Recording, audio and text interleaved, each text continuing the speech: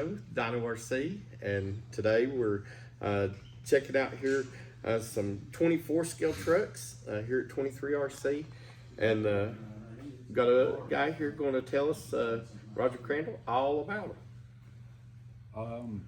I've not really been in this hobby for more than a year and a half. I've learned that the 10th scale crawlers are a lot more involved, and if you want to be able to do this game on a tighter budget, the 24 scale game is so much more budget friendly, and you can have the same amount of fun, if not more.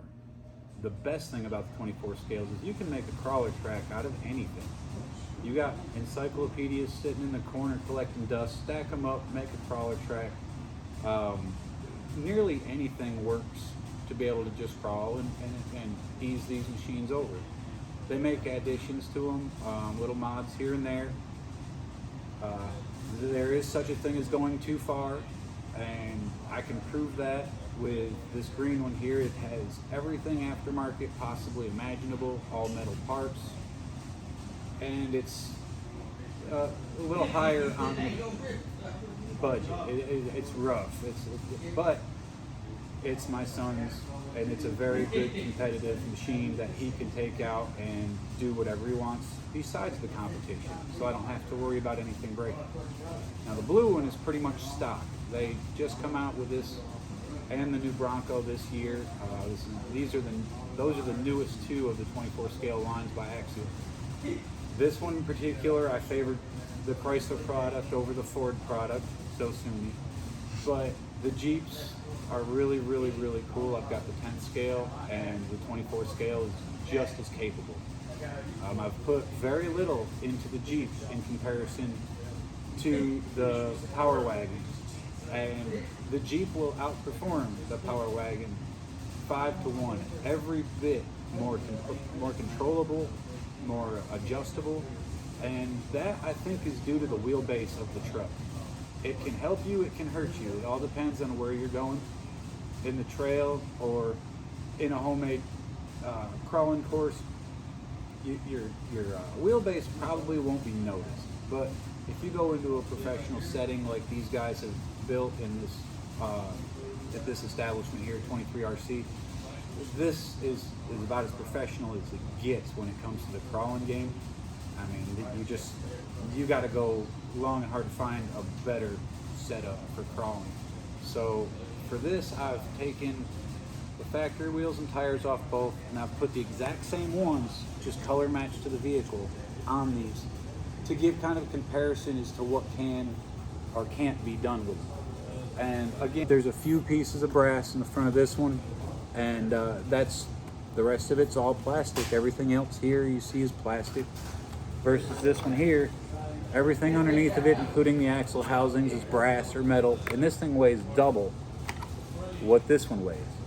But the weight is where it needs to be in this one. You can do this much more budget friendly and be much more competitive just by putting the right weights in the right spots if you choose to do so. But they are actually very, very, very fun. Right out of the box, you really don't have to do much to them. A little is a lot. What kind of tires are you running on? The RC four-wheel drive tires with the Trill beadlock rims are what I've found to be on the taller side. They make several Spektrums, but the few that I've tried, and I've used the Hyraxes and the MTRs, I've used a few different ones, and I'm really partial to these to the point where I put it on both of them. I tried it on one and was impressed, to say the least. And what kind of servos are you running in? Well, this green one, because it's very heavy in comparison to the other one. The other one's running the original stock servo, but this one here we put an Emax servo in, and it made all the difference in the world. The only problem that one has now is it needs a bigger motor. It just weighs too much for the factory motor to take care of business if the tires get in a bind. And what kind of shocks are you running? Again, everything's aftermarket on that one. So that one's got the hot racing shocks, and that one's got the stock shocks on it. I actually managed to get 80 weight oil in all of them, and for the most part it stays. I mean, you got to check them once in a while because they're not designed to hold fluid, really. But they will if it's thick enough. And I took the springs off of all of them because if you find there's no bounce to the body, it's very dead when you move the buggy. This one too, it doesn't flop back and forth and bounce around. And having that dead movement or lack of movement in the body in a tippy situation will make or break you in these machines. So I take the springs out of all of them. I noticed that in the last comp we ran, and they did really well. I've been thinking about maybe trying one of my trucks like that and see how it does. Now, you also do the 10th scale as well, is that right? Yes. Yeah. And how much time, you said you've been in the hobby for how long now? About a year and a half. About a year and a half. And how much time do you think that this has added in enjoyment between you and your son? You know, I did the same thing when my boys were little. I raced. I had them, race trucks that they got to go around the track and in between heats, and they got to run, youth class, and it was a lot of fun. Do you find that same thing with your kid? My son is 12. He's going to be 13 in a few months, and he is, I would consider, a recovering Fortnite addict. I say that because you have to take a pry bar and get him out of his room with a controller out of his hand.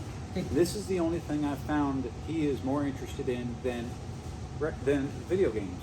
Add to that, we now have a relationship. I don't know if many are going through this issue, but he's about to get into that stage nobody really wants to talk about or deal with, and this is making me so much closer to my son that no amount of money in the world, it's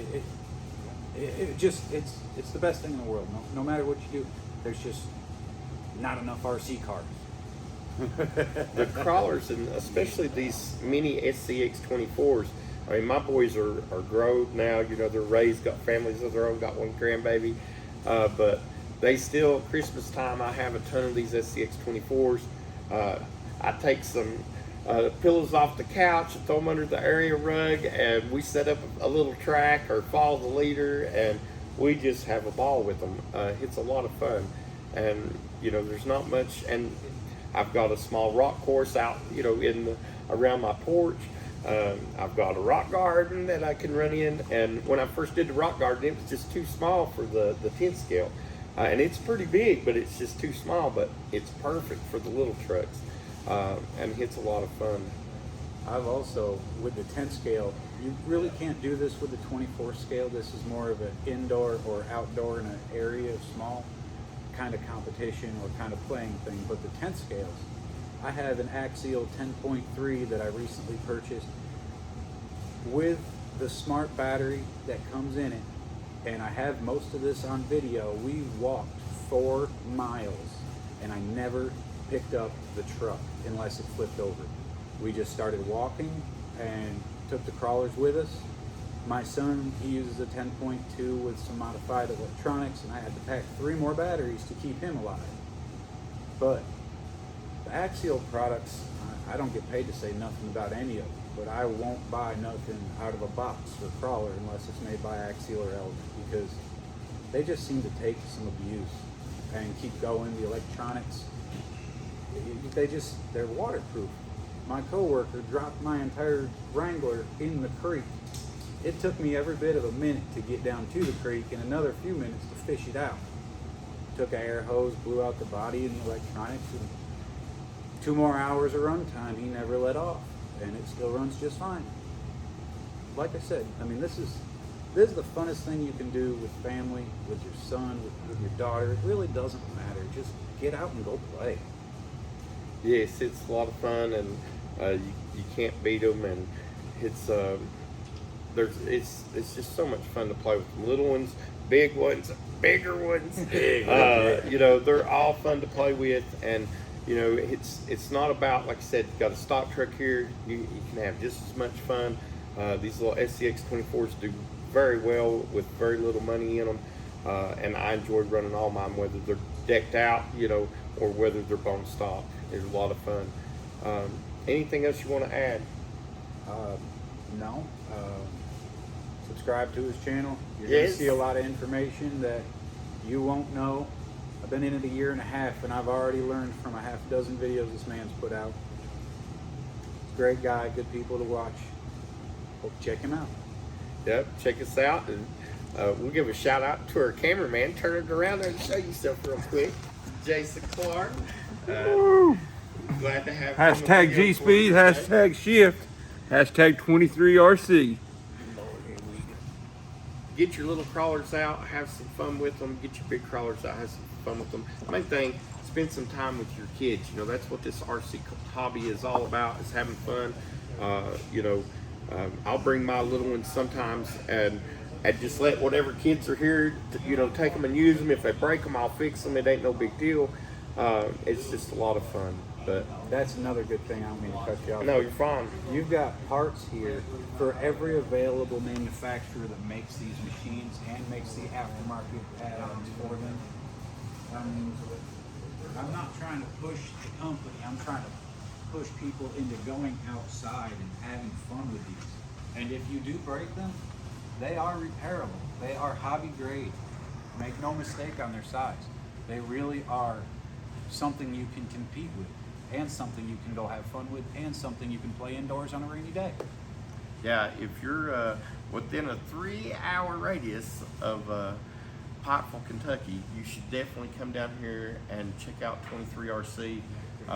They'll treat you right, and it's not just about buying stuff, but you can come and enjoy talking with people and enjoy 4 different courses. It's just a lot of fun. All right, well, so glad we got to meet Roger here on the rocks today at 23. Stopped in to pick up a few things and ran into a whole crew down here. We're already past closing time for 23. Sometimes he'll stay late just to let us crawl or do whatever we want to do, sit around and talk. But come and see us, and you never know, we might meet you on the rocks. Thank you, Chris. All right, that's good. Big shout out to Mr. Chris Smith, the owner Lord, and the yeah. track I coordinator. appreciate it. And most of the I don't think reason so. If you we even got a hobby to do around here is because that man right there. Never find a nicer guy, never find a nicer place, man. He has really done a lot with this place that we got here. But Mare Creek, that's right. Tell us, yo. Mare We're at Creek. Mare Creek. Down in here, Stansville, Kentucky. That's right. Whoop, whoop, whoop. And like Dino said, that's another episode, and we'll see you next week. Who's on the rocks? Y'all have a good day.